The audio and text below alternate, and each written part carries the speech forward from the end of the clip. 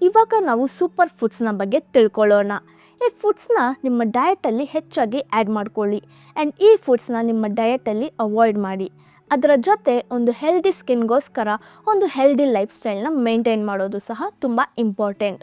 Like regular exercise ಮಾಡೋದು, 7 to 8 hours ನಿದ್ರೆ ಮಾಡೋದು ಆ್ಯಂಡ್ ಡೈಲಿ 3 to 4 ಲೀಟರ್ಸ್ ನೀರು ಕುಡಿಯೋದು ಆ್ಯಂಡ್ ನಿಮ್ಮ ಫೇಸ್ನ ಕ್ಲೀನ್ ಮಾಡ್ಕೊಳ್ಳೋಕ್ಕೆ ಒಂದು ಸೆಪರೇಟ್ ಟವಲ್ನ ಯೂಸ್ ಮಾಡೋದು ಆ್ಯಂಡ್ ಇಂತಹ ಬ್ಯಾಡ್ ಹ್ಯಾಬಿಟ್ಸಿಂದ ದೂರವಾಗಿರೋದು.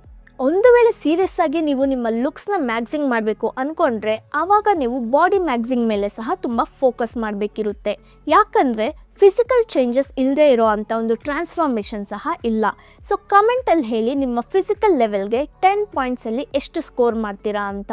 ಬಾಡಿ ಮ್ಯಾಗ್ಸಿಂಗಲ್ಲಿ ನೀವು ಜಸ್ಟ್ 2 ಥಿಂಗ್ಸ್ ಮೇಲೆ ಫೋಕಸ್ ಮಾಡಬೇಕು.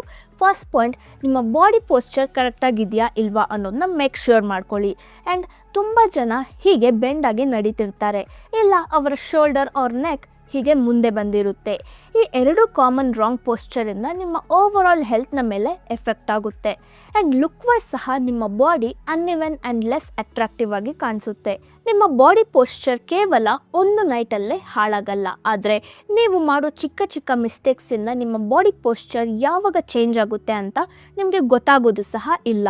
ಅದಕ್ಕೆ ಇಂತಹ ಮಿಸ್ಟೇಕ್ಸ್ನ ಮಾಡಬೇಡಿ. ಒಂದು ವೇಳೆ ನಿಮ್ಮ ಪೋಸ್ಚರ್ ಆಲ್ರೆಡಿ ಹಾಳಾಗಿದ್ದರೆ ಆವಾಗ ನೀವು ಡೈಲಿ ನಿಮ್ಮ ಪೋಸ್ಚರ್ ಮೇಲೆ ಫೋಕಸ್ ಮಾಡಬೇಕು.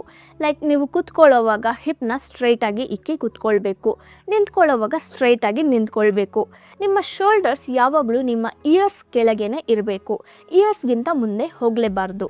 ಬಾಡಿ ಸ್ಟ್ರೈಟ್ ಆಗಿರಬೇಕು ಆ್ಯಂಡ್ ಡೈಲಿ ನೀವು ಎಕ್ಸಸೈಸ್ ಆ್ಯಂಡ್ ಸ್ಟ್ರೆಚಿಂಗ್ ಮಾಡಿದ್ರೆ ಈಸಿಯಾಗಿ ನಿಮ್ಮ ಪೋಸ್ಚರ್ನ ಫಿಕ್ಸ್ ಮಾಡ್ಕೊಳ್ಬೋದು. ಇಲ್ಲ ನೀವು ಯಾವುದಾದ್ರೂ ಪೋಸ್ಚರ್ ಕರೆಕ್ಟಿಂಗ್ ಬೆಲ್ಟ್ನ ಸಹ ಯೂಸ್ ಮಾಡ್ಬೋದು, ಆದರೆ ನೆನ್ಪಿಟ್ಕೊಳ್ಳಿ 1 to 2 ಅವರ್ಸ್ಗಿಂತ ಹೆಚ್ಚು ಟೈಮ್ ಬೆಲ್ಟ್ನ ಯೂಸ್ ಮಾಡಬಾರ್ದು.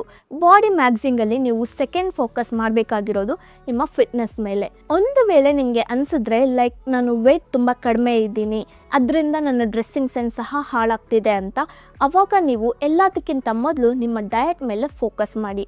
ನೀವು ಡೈಲಿ ಈ ಎಲ್ಲ ಫುಡ್ಸ್ನ ನಿಮ್ಮ ಡಯಟಲ್ಲಿ ಆ್ಯಡ್ ಮಾಡಿ ಆ್ಯಂಡ್ ವೀಕ್ಲಿ 5 ಡೇಸ್ ಯಾವುದಾದ್ರೂ ಬಾಡಿ ವೆಯ್ಟ್ ಎಕ್ಸಸೈಸ್ನ ಮಾಡಿ. ಒಂದು ವೇಳೆ ನಿಮ್ಮ ವೆಯ್ಟ್ ಹೆಚ್ಚಾಗಿದ್ದರೆ ವೆಯ್ಟ್ನ ಕಡಿಮೆ ಮಾಡ್ಕೊಳ್ಬೇಕು ಅಂದ್ಕೊಂಡ್ರೆ ಆವಾಗ ನೀವು ಈ ಎಲ್ಲ ಫುಡ್ಸ್ನ ನಿಮ್ಮ ಡಯಟಲ್ಲಿ ತೆಗೆದುಹಾಕಿ, ಇಲ್ಲ ಕಡಿಮೆ ಮಾಡ್ಕೊಳ್ಳಿ ಆ್ಯಂಡ್ ಈ ಎಲ್ಲ ಫುಡ್ಸ್ನ ನಿಮ್ಮ ಡಯಟಲ್ಲಿ ಆ್ಯಡ್ ಮಾಡ್ಕೊಳ್ಳಿ. ವೀಕ್ಲಿ 3 ಡೇಸ್ ಕಾರ್ಡಿಯೋ ಮಾಡಿ, 3 ಡೇಸ್ ವೆಯ್ಟ್ ಟ್ರೈನಿಂಗ್ ಮಾಡಿ. ಯೂಶ್ವಲಿ ಈ 2 ಟೈಪ್ಸ್ ಫಿಟ್ನೆಸ್ ಗೋಲ್ಸ್ ಮಾತ್ರನೇ ಇರುತ್ತೆ. ಸೊ ನೀವು ನಿಮಗೆ ಅಕಾರ್ಡಿಂಗ್ ಆಗಿ ನಿಮ್ಮ ಫಿಟ್ನೆಸ್ ಜರ್ನಿನ ಸ್ಟಾರ್ಟ್ ಮಾಡಿ.